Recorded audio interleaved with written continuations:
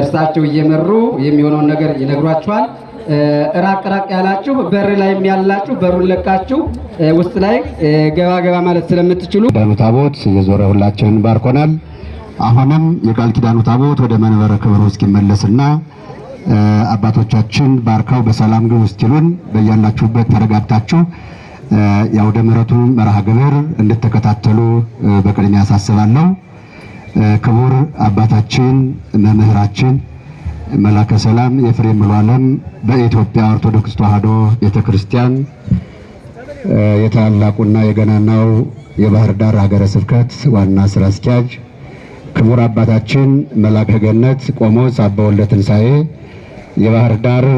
ፈለገ ገነት ቅዱስ ጊዮርጊስ ካቴድራል ዋና አስተዳዳሪ፣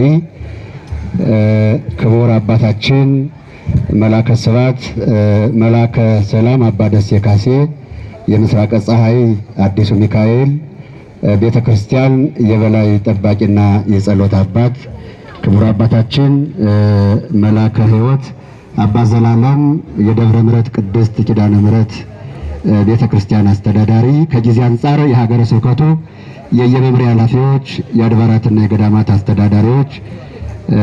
መምህራን ወንጌል፣ ሊቃውንተ ቤተክርስቲያን እስከ ደቀ መዛሙርቶቻቸው፣ አበው መነኮሳት፣ አባቶች፣ ካህናት፣ ዲያቆናት፣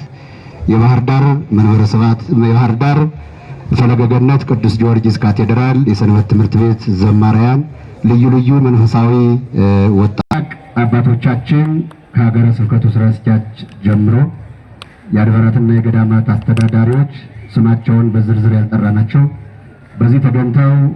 እኛን እየባረኩን እየመከሩን እያስተማሩን እስከዚህ ሰዓት ደርሰዋል። አሁንም